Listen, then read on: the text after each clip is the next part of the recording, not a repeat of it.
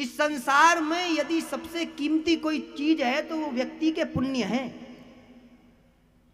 धन कीमती नहीं है, पुण्य कीमती है, क्योंकि पुण्य से ही धन की प्राप्ति होती है। जिस व्यक्ति के पुण्य अत्यधिक होते हैं ना, वह वैभवशाली धनशाली बन जाता है। क्यों बन जाता है? क्योंकि उसके पुण्य बहुत ज्यादा हैं, और पुण्य से ही भाग्य का उदय होता है। आप देखते होंगे बहुत लोग इस संसार में कुछ नहीं करते आकर के, लेकिन फिर भी धनाढ्य घरों में जन्म लेते हैं। बहुत लोग, बहुत बच्चे मूर्ख टाइप के होते हैं, लेकिन फिर भी कई राजनेताओं के घर में पैदा हो जाते हैं तो ऐसा ही वैभव भोगते हैं जैसे राजा भोगता है।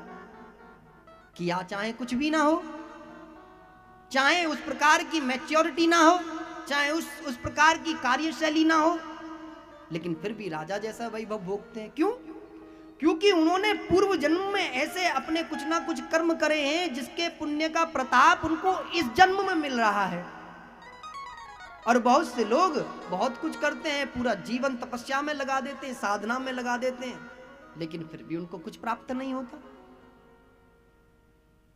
तो सनातन संस्कृति में एक बात कही गई है कि हमारे यहां पूर्व जन्म और अग्र जन्म पर विश्वास है, कि मतलब आप पहले भी पैदा हुए थे और अब शरीर छोड़ोगे तो उससे आगे भी पैदा होगे।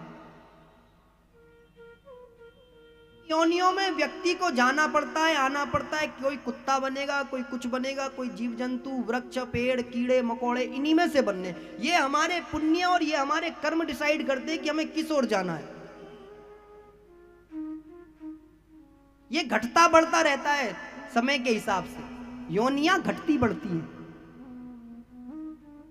भगवान को किसी भी चीज में दंड देना होता है तो वह दंड दे देता है।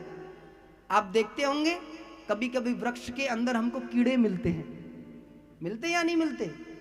वो कीड़े तो उसकी वह योनि है, उसकी वह कर्म है जो वो उस वृक्ष के अंदर बैठ करके भोग रहा है, और जब तक उसको पूरा नहीं कर लेगा जब तक भोगता रहेगा।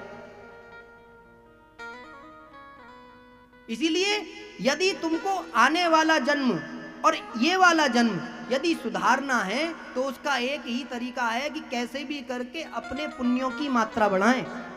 तो भगवान श्री कृष्ण ने पता है क्या कहा अर्जुन से जब ये पांडव जीत गए? इनसे कहा कि यज्ञ करो, अनुष्ठान करो,